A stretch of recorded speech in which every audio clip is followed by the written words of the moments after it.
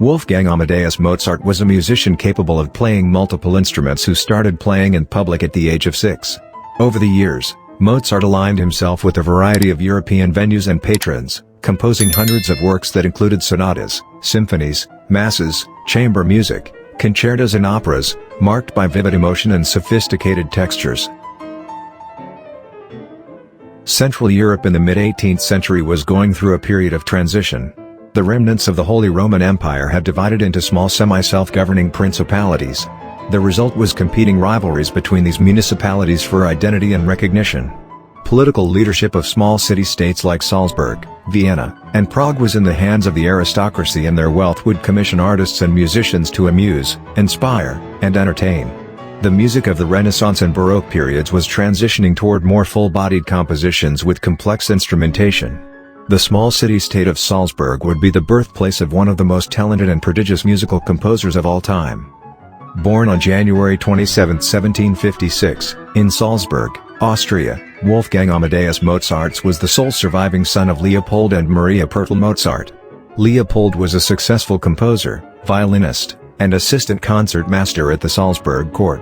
Wolfgang's mother, Anna Maria was born to a middle-class family of local community leaders. His only sister was Maria Anna, nicknamed Nonnerl. With their father's encouragement and guidance, they both were introduced to music at an early age. Leopold started Nonnerl on keyboard when she was 7, as 3-year-old Wolfgang looked on. Mimicking her playing, Wolfgang quickly began to show a strong understanding of chords, tonality, and tempo. Soon, he too was being tutored by his father. Leopold was a devoted and task-oriented teacher to both his children. He made the lessons fun, but also insisted on a strong work ethic and perfection. Fortunately, both children excelled well in these areas. Recognizing their special talents, Leopold devoted much of his time to their education in music as well as other subjects. Wolfgang soon showed signs of excelling beyond his father's teachings, with an early composition at age 5 and demonstrating outstanding ability on harpsichord and the violin. He would soon go on to play the piano, organ and viola. In 1762, Mozart's father took Nonnerl, now age 11, and Wolfgang, age 6, to the court of Bavaria in Munich in what was to become the first of several European tours. The siblings traveled to the courts of Paris, London, The Hague, and Zurich, performing as child prodigies. Mozart met a number of accomplished musicians and became familiar with their works. Particularly important was his meeting with Johann Christian Bach, Johann Sebastian Bach's youngest son, in London, who had a strong influence on Mozart. The trips were long and often arduous, traveling in primitive conditions and waiting for invitations and reimbursements from the nobility. Frequently, Mozart and other members of his family fell seriously ill and had to limit their performance schedule. In December 1769, Mozart, then age 13, and his father departed from Salzburg for Italy, leaving his mother and sister at home. It seems that by this time Nonnerl's professional music career was over. She was nearing marriageable age, and according to the custom of the time, she was no longer permitted to show her artistic talent in public. The Italian outing was longer than the others, 1769 to 1771, as Leopold wanted to display his son's abilities as a performer and composer to as many new audiences as possible. While in Rome, Mozart heard Gregorio Allegri's Miserere performed once in the Sistine Chapel. He wrote out the entire score from memory, returning only to correct a few minor errors. During this time Mozart also wrote a new opera, Mitridate, Ridi Pondo, for the court of Milan. Other commissions followed, and in subsequent trips to Italy, Mozart wrote 2 other operas, Ascanio in Alba, 1771, and Lucio Scilla, 1772. Mozart and his father returned from their last stay in Italy in March 1773. His father's benefactor, Archbishop von Schrottenbach, had died and was succeeded by Hieronymus von Colleredo. Upon their return, the new archbishop appointed young Mozart as assistant concertmaster with a small salary. During this time, young Mozart had the opportunity to work in several different musical genres, composing symphonies, string quartets, sonatas and serenades, and a few operas. He developed a passion for violin concertos, producing what came to be the only 5 he wrote. In 1776, he turned his efforts toward piano concertos, culminating in the Piano Concerto No. 9 in E-flat major in early 1777. Mozart had just turned 21. Despite his success with the compositions, Mozart was growing discontent with his position as assistant concertmaster in the confining environment of Salzburg. He was ambitious and believed he could do more somewhere else.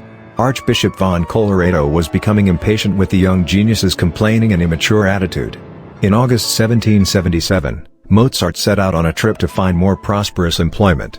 The archbishop wouldn't give Leopold permission to travel, so Anna Maria accompanied Wolfgang on his quest to the cities of Mannheim, Paris, and Munich. There were several employment positions that initially proved promising, but all eventually fell through. He began to run out of funds and had to pawn several valuable personal items to pay traveling and living expenses. The lowest point of the trip was when his mother fell ill and died on July 3, 1778. After hearing the news of his wife's death, Leopold negotiated a better post for his son as court organist in Salzburg, and Wolfgang returned soon after. Back in Salzburg in 1779, Mozart produced a series of church works, including the Coronation Mass. He also composed another opera for Munich, Idomeneo, in 1781. In March of that year, Mozart was summoned to Vienna by Archbishop von Colloredo, who was attending the accession of Joseph II to the Austrian throne. The archbishop's cool reception toward Mozart offended him. He was treated as a mere servant, quartered with the help, and forbidden from performing before the emperor for a fee equal to half his yearly salary in Salzburg. A quarrel ensued and Mozart offered to resign his post. The archbishop refused at first, but then relented with an abrupt dismissal and physical removal from the archbishop's presence. Mozart decided to settle in Vienna as a freelance performer and composer, and for a time lived with friends at the home of Fridolin Weber. Mozart quickly found work in Vienna, taking on pupils, writing music for publication, and playing in several concerts. He also began writing an opera Die Entführung aus dem Serail, The Abduction from the Seraglio. In the summer of 1781, it was rumored that Mozart was contemplating marriage to Fridolin Weber's daughter, Constanze. Knowing his father would disapprove of the marriage and the interruption in his career, young Mozart quickly wrote his father denying any idea of marriage. But by December, he was asking for his father's blessings. While it's known that Leopold disapproved, what is not known is the discussion between father and son, as Leopold's letters were said to be destroyed by Constanze. However, later correspondence from Mozart indicated that he and his father disagreed considerably on this matter. He was in love with Constanze and the marriage was being strongly encouraged by her mother, so in some sense, he felt committed. The couple was finally married on August 4, 1782. In the meantime, Leopold did finally consent to the marriage.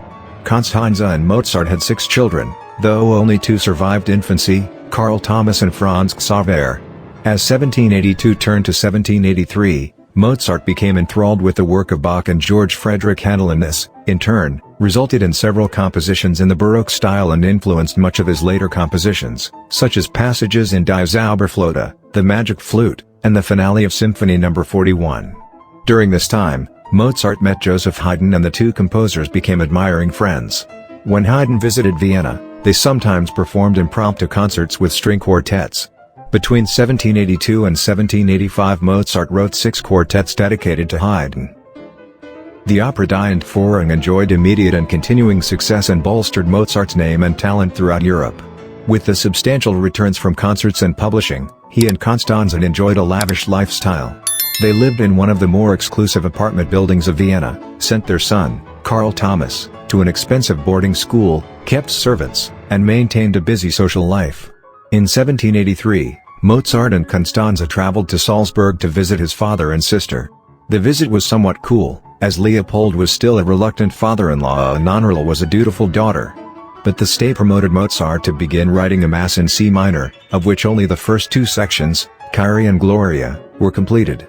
In 1784, Mozart became a Freemason, a fraternal order focused on charitable work, moral uprightness, and the development of fraternal friendship.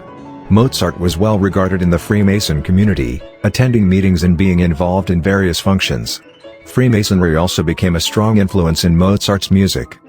From 1782 to 1785, Mozart divided his time between self-produced concerts as soloist, presenting 3 to 4 new piano concertos in each season.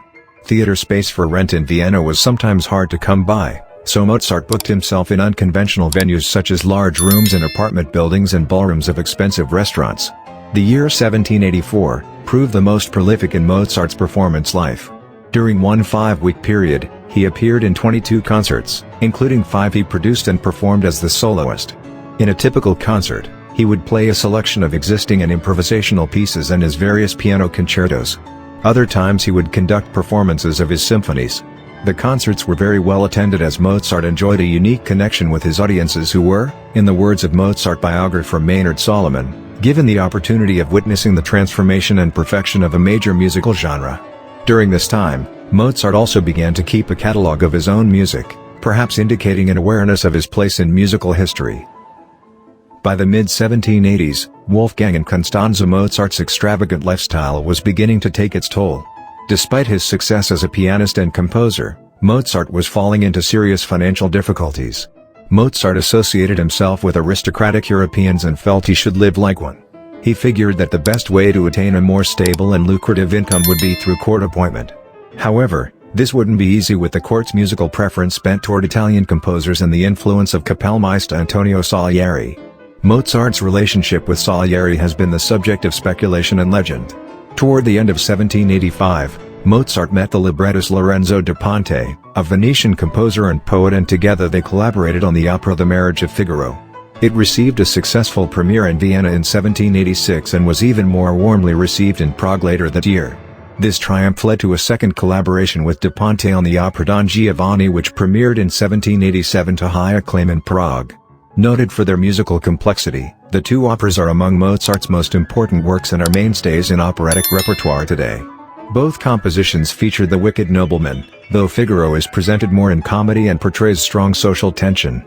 Perhaps the central achievement of both operas lies in their ensembles with their close link between music and dramatic meaning. In December 1787, Emperor Joseph II appointed Mozart as his chamber composer, a post that had opened up with the death of Gluck. The gesture was as much an honor bestowed on Mozart as it was an incentive to keep the esteemed composer from leaving Vienna for greener pastures. It was a part-time appointment with low pay, but it required Mozart only to compose dances for the annual balls. The modest income was a welcome windfall for Mozart, who was struggling with debt, and provided him the freedom to explore more of his personal musical ambitions. Toward the end of the 1780s, Mozart's fortunes began to grow worse. He was performing less and his income shrank. Austria was at war and both the affluence of the nation and the ability of the aristocracy to support the arts had declined. By mid-1788, Mozart moved his family from central Vienna to the suburb of Alsergrund, for what would seem to be a way of reducing living costs. But in reality, his family expenses remained high and the new dwelling only provided more room. Mozart began to borrow money from friends, though he was almost always able to promptly repay when a commission or concert came his way. During this time he wrote his last three symphonies and the last of the three da Ponte operas, Così fan tutte, which premiered in 1790. During this time, Mozart ventured long distances from Vienna to Leipzig, Berlin, and Frankfurt, and other German cities hoping to revive his once great success and the family's financial situation, but did neither. The two-year period of 1788 to 1789 was a low point for Mozart, experiencing in his own words black thoughts and deep depression. Historians believe he may have had some form of bipolar disorder, which might explain the periods of hysteria coupled with spells of hectic creativity. Between 1790 and 1791, now in his mid-30s, Mozart went through a period of great music productivity and personal healing. Some of his most admired works, the opera The Magic Flute, the Final Piano Concerto in B-flat, the Clarinet Concerto in A major, and the unfinished Requiem, to name a few, were written during this time. Mozart was able to revive much of his public notoriety with repeated performances of his works. His financial situation began to improve as wealthy patrons in Hungary and Amsterdam pledged annuities in return for occasional compositions. From this turn of fortune, he was able to pay off many of his debts. However, during this time both Wolfgang Amadeus Mozart's mental and physical health was deteriorating. In September 1791, he was in Prague for the premiere of the opera La Clemenza di Tito, which he was commissioned to produce for the coronation of Leopold II as King of Bohemia. Mozart recovered briefly to conduct the Prague premiere of the Magic Flute, but fell deeper into illness in November and was confined to bed. Constanze and her sister Sophie came to his side to help nurse him back to health, but Mozart was mentally preoccupied with finishing Requiem, and their efforts were in vain. Mozart died on December 5, 1791, at age 35. The cause of death is uncertain, due to the limits of post-mortem diagnosis. Officially, the record lists the cause as severe miliary fever, referring to a skin rash that looks like millet seeds.